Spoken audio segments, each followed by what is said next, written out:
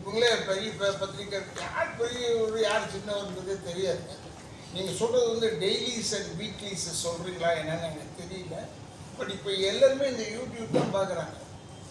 ஏன்னா யூடியூப்பில் தான் அட்ராக்ஷனாக வருது, விஷயங்கள் வருது, அதை தான் பார்க்குறாங்க. இந்த பேப்பர் படிக்க இப்போ என் வீட்டில் நான் வந்து தினகரனும் தினத்தந்தி வாங்கி படிப்பேன். ஒரு வேர்டு விடாமல் ஹெட்லைன்ஸ் மட்டும் படிச்சுட்டு விட மாட்டேன். உள்ளே இருக்கிற நியூஸ் எல்லாம் பார்த்துட்டு தான் மூடுவேன். அது மாதிரி பார்க்கும்போது இவங்கெல்லாம் இவருக்கு தனியாக அனுப்பிச்சிருந்தாங்க எனக்கு. அது எதுலன்னா என்னுடைய யூடியூப் யாரோ என் ஃப்ரெண்டு ஒருத்தர் அனுப்பிச்சிருந்தாங்க. வாட்ஸ்அப், யூடியூப் அதெல்லாம் அனுப்பிச்சிருக்காங்க. அது தவறு, கட்டணத்துக்குரியது. எதுவாக இருந்தாலும் சரி, ஃபேக் நியூஸ் போடுறது வந்து தப்பு. ஃபேக் நியூஸ்ன்றது போடக்கூடாது. சிலர் உயிரோடு இருக்கிறவங்க சார் வந்து சொல்லியிருக்கிறாங்க, இது வந்து இது மறுப்பு தெரிவிச்சு போடுங்க அப்படின்னு சொல்லி மாலை மலர்கிட்ட சொல்லியிருக்கிறாங்க.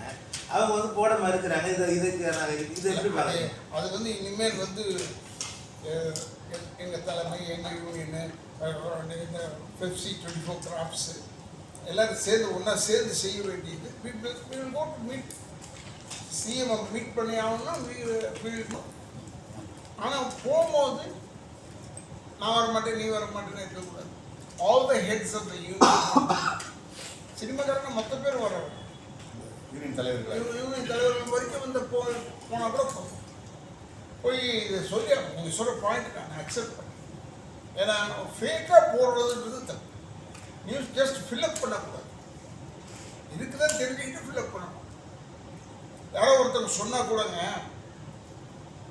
அதை வந்து கன்சர்ன் ஆள் யாரை பற்றி பேசுகிறாங்களோ அவங்க கிட்ட விசாரிக்கணும். இல்லை அது ஒரு பிஆர் ஒரு கேட்டுக்கலாம். கேட்கறதுல ஒன்றுமே தப்பு வராது. இது வந்து அவங்க ஃபேக்காக போடல, அவங்க இதில் தான் போட்டிருக்காங்க. பேர் ஒரே பேர், ஆனால் ஃபோட்டோ தான் வரும். அது எவ்வளோ பெரிய லைஃப் போயிடுச்சே. இப்போ அதை இல்லைன்னு சொல்கிறதுக்கு எவ்வளோ நாள் ஆகும். அது இல்லைன்னு சொல்லி திருப்பி மனசில் பதிக்கணும்ல, இல்லையா? இப்போ அவங்க மேலே கேஸ் போடுவீங்களா சார்? மான நஷ்ட வழக்கு போடுவீங்களா? அது பேசிக்கிட்டு இருக்கோம் சார். ஓகே, ஐ திங்க் நீங்கள் உட்கார் சார். எல்லாம் ரெடி பண்ணிட்டேன். வீரா கதிரவன் சார், அவள் தமிழரசி நிறைய படங்கள் பண்ணியிருக்காரு. அவருக்கு சில கருத்துக்களை சொல்லுவார். அவருக்கு சில கருத்து சொல்லுவார். எல்லோருக்கும் வணக்கம். நான் அவள் பேர் தமிழரசி, வெளித்திரு ஹபிபி பண்ணுறதை எழுதியிருக்கிறேன். ரொம்ப எல்லாருக்கும் தெரியும். அதாவது எனக்கு முன்னாடி பேசின ராதா ரவி சார் சொன்ன மாதிரி எனக்குமே இது ரொம்ப அதிர்ச்சியாக இருந்தது. ஏன்னா எனக்கு வந்து பாரதிகண்ணன் சாரை இன்னைக்கு இல்லை, பாரதிகண்ணன் சாரை வந்து எனக்கு வந்து நான் சினிமாவுக்கு வர்றதுக்கு முன்னாடி இருந்த காலகட்டத்திலே தெரியும். இன்னும் சொல்ல போனால் நான் எங்கள் ஊரில் இருக்கக்கூடிய குட்டி ராஜா அப்படிங்கிற கவுன்சிலர் அவர் நண்பர் மூலமாக சினிமாவுக்கு நான் உதவி இயக்குனராக வரணும் அப்படிங்கும்போது நான் போய் சந்தித்த முதல் ஆளே பாரதிகண்ணன் சார் தான். அப்போ அவர் வந்து அங்கே திருநெல்வேலி அவருடைய டிஸ்ட்ரிபியூட்டர் ஆஃபீஸில் இருந்தார். எங்கள் பகுதியை சேர்ந்தவர். இன்னும் சொல்ல போனால் வந்து என்னுடைய நண்பர்களுக்கு எல்லாருக்குமே ரொம்ப நெருங்கிய நண்பர் அவர்.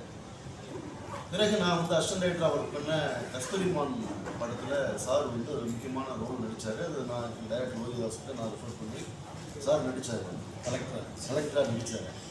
அதன் பிறகு நான் என்னுடைய அவள் பெயர் தமிழரசியில் ரொம்ப முக்கியமான ஹீரோவுடைய ஜெய்க்கான அப்பாவுடைய கேரக்டருக்கு திருநெல்வேலி ஸ்லாங் பேசணும் அப்படின்னு உடனே நான் பாரதிகண்ணன் சார்கிட்ட ரிக்வெஸ்ட் கேட்டேன்.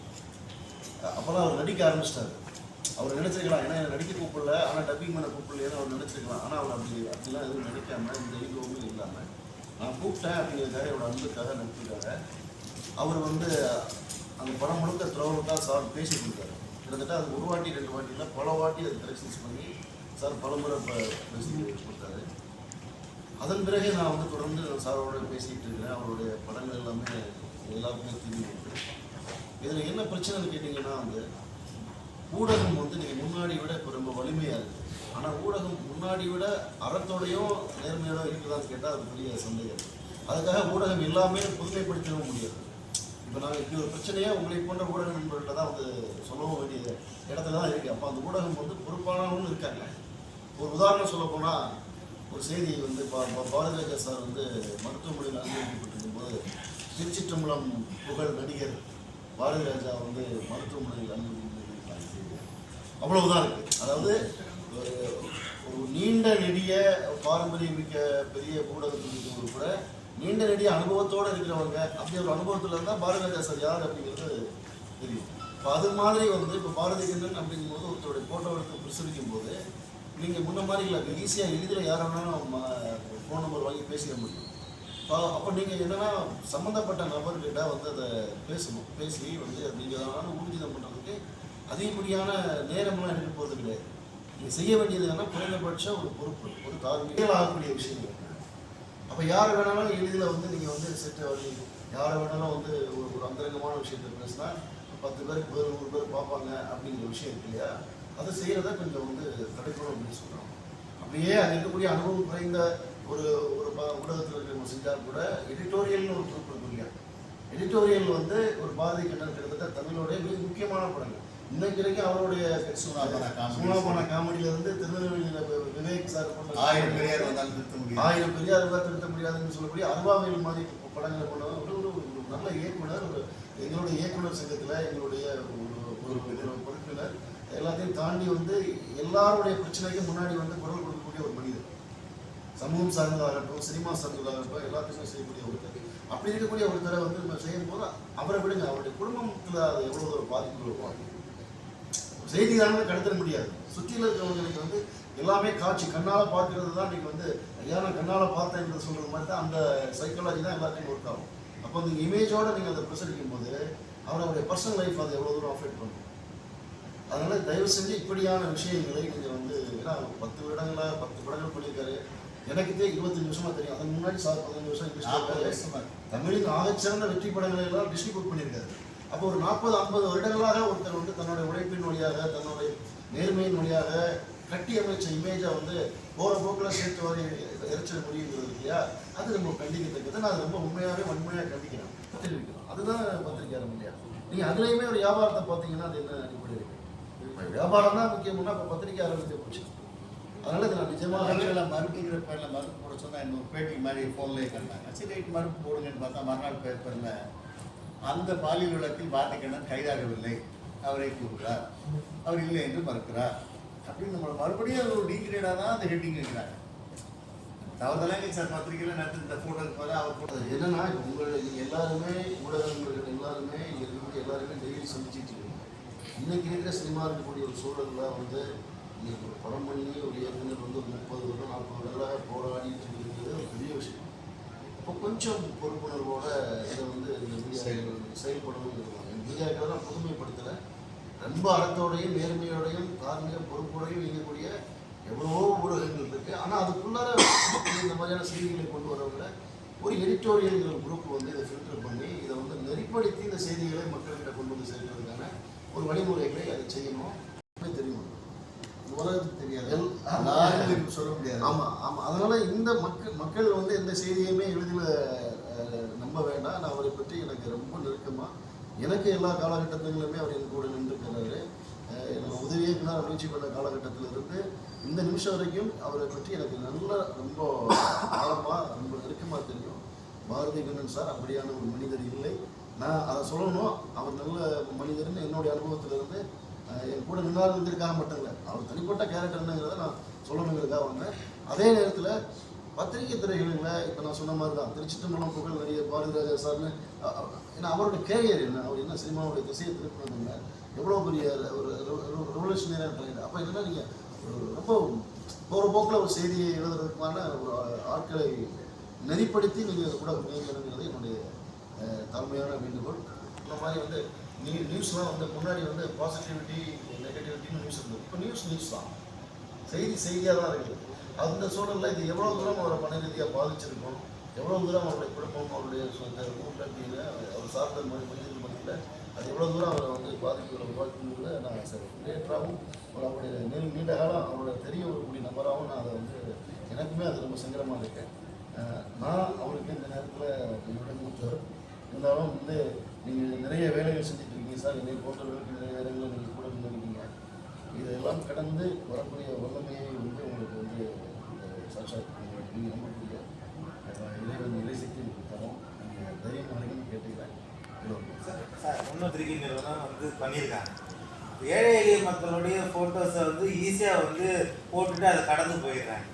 இதை வந்து இவர் சார் மறுப்பு தெரிவித்து அதுக்கான நியூஸை திரும்ப போடுறதுக்கு அவங்க மறுக்கிறாங்க. அதை நீங்கள் எப்படி நீங்கள் உங்கள் கண்ணோட்டத்தில் பார்க்குறீங்க? அது மறுக்கிறது சரியான கூட தவறான இல்லை. செய்தி உங்களுக்கு வந்து தவறான செய்தின்னு தெரிஞ்சிருச்சு. தெரிஞ்ச பிறகு நீங்கள் தவறான செய்தி தான் நீங்கள் போடுறதுங்கிறது அது எந்த வகையில் நீங்கள் வந்து அதான் நீங்கள் சொன்னதான் நீங்கள் சொன்னதிலே உங்கள் கேள்வியிலே பதில் இருக்கு.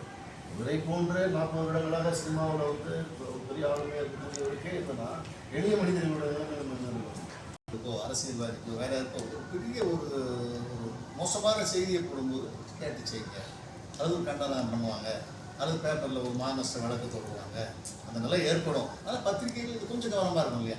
அதுக்காக தான் இது எனக்கான போராட்டம் மட்டும் இல்லை. முன்ன மாதிரிலாம் நீங்கள் இப்போ என்னென்னு கேட்டிங்கன்னா களம் யதார்த்தத்துக்கு போய் கிரவுண்டில் ஒர்க் பண்ணணுங்கிறதெல்லாம் குறைஞ்சி நீங்கள் ஒரு டேபிளில் மாறிடுச்சுல, இப்போ மொபைலில் வந்து மாறிடுச்சு இல்லையா? அப்போ வந்து நீங்கள் எல்லா ஃபெசிலிட்டிஸ் இருந்த பிறகு கூட இப்போ நான் எப்போ ஃபோன் பண்ணாலும் அவர் எடுப்பார், எந்த சூழலும் எடுப்பார். நான் இல்லை என்னுடைய நண்பர்களே சொல்லுவாங்க பாரதியார் சார் எப்படி வேணும். அதனால் பெரிய ஆளுகள் 40 வருஷங்களாக சினிமாவில் வந்து விசாரித்து செய்ய வேண்டியது பிஆர்ஓக்கள் இருக்காங்க, அவங்களுக்கு ஒரு கன்சல்ட் பண்ணுங்க. சார் இந்த மாதிரி ஒரு ஆள் மேலே வந்திருக்கு, சரியான செக் பண்ணி சொல்லுங்கன்னு சொல்லலாம். ஏதாவது ஒரு வந்து ஒரு ஒரு நல்ல விஷயம் நடக்குதுன்னா ஒரு ஸ்போர்ட்ஸ்லேயே வந்து ஜெயிச்சு வெளில வராங்கன்னா அவங்களோட நியூஸை வந்து ஒரு குட்டியாக போட்டு அது வெளியிலே தெரியாத அளவுக்கு பண்ணிடுறாங்க. ஆனால் இது மாதிரி ஒரு கான்ட்ரவர்சியான நியூஸை வந்து அவ்வளோ சீக்கிரம் கொண்டுட்டு போய் மக்கள்கிட்ட சேர்க்கணும்னு வந்து ஒரு கட்டாயத்தில் இந்த ஊடகங்கள் இருக்குன்னு நீங்கள் நம்புறீங்களா? அதிக பார்வையாளர்கள்ங்கிற இடத்துக்கு வந்துருச்சு எல்லாமே. நாட் ஓன்லி மீடியா, பத்திரிகை துறை மட்டும் இல்லை, சினிமாவிலே பார்த்தீங்கன்னா வந்து நீங்கள் வந்து யாருக்கு அதிக வியூஸு, யார் அதிக வைரல், ஒருத்தர் வைரல் ஆனால் போதும் அவர் 20 வருஷம் உழைச்சிருந்ததுலாம் ஒரு விஷயம் கிடையாது. இந்த வைரலான விஷயம் போதும் அந்த வைரலை பயன்படுத்தக்கூடிய இடம் இருக்குல்ல. இப்போ அதிக பார்வையாளர்களை கொண்டு போய் சேர்க்கறதுக்கு எனக்கு என்னவா இருக்குன்னா ரொம்ப கெட்ட விஷயங்கள் உடனே போய் சேர்ந்தாங்க. திரை நடிகர், பெரிய திரை நடிகர் அப்படின்லாம் போட்டுருவாங்க. அவங்களுக்கே தெரியும் எல்லாருக்கும் நம்ம படம் பார்க்குறோம், எத்தனையோ படம் பார்க்குறோம். அது தெரிஞ்சும் ஒரு படத்தில் தலைகாட்சி பொண்ணு எங்கேயோ இடத்துல ஒரு கேஸை அரெஸ்ட் பண்ணால் சினிமா நடிகை, துணை நடிகை இப்படிலாம் நியூஸில் ஒரு ஹெட்டிங்காகவும் மக்கள் படிக்கணுங்கிறதுக்காகவும் போட்டுருக்காங்க. இப்போ அவரை வந்து இந்த பம்பர் ஸ்கூல் தூக்குறாங்க, இப்படிப்பட்ட மனிதர்கள் இருக்கக்கூடாது, அதுக்கு வர்றாங்க.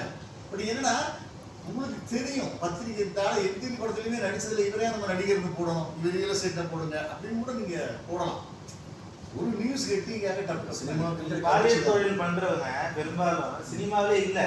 ஆனா சினிமாங்கிற பேரை சொல்லி இன்னைக்கு நிறைய துணை நடிகர் அவங்கள நீங்க எப்படி வந்து கலை எடுக்கணும்னு நினைக்கிறேன். யாருக்கே தெரியாது. குரூப்பா கூட்டுற சொல்றாங்க, கம்பெனி ஆர்டிஸ்ட் மேல 100 பேர் 50 பேர் கூட்டு வருவாங்க. அவன் ஏதோ கூட்டத்துல ஒரு ஆளா இருப்பான்.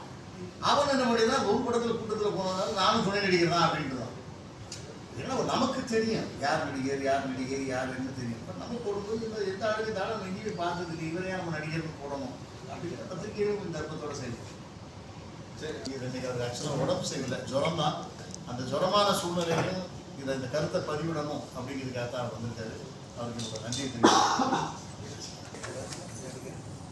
சின்ன திரையில நடிகர் பல வருடங்கள் இந்த திரையுலகில் பயணம் ஒரு நண்பர். அவருக்கு இன்னைக்கு வந்து ஒரு தவறான வேலை பயன்படுத்தி ஆள்மாறாட்சி ஆமாம் அந்த மாதிரி செய்தி வந்து உண்மையிலேயே அருந்தத்தக்கது விட நன்மையாக கண்டிக்கத்தக்கது. அதாவது விளம்பரத்துக்காக டக்குன்னு ஏதாவது யார் மேலேயாவது போட்டால் உடனே விற்றுரும், அதை வாங்கி பார்ப்பாங்க. அப்படி ஒரு செய்தியை வந்து பரபரப்பு காமிச்சிருக்காங்க.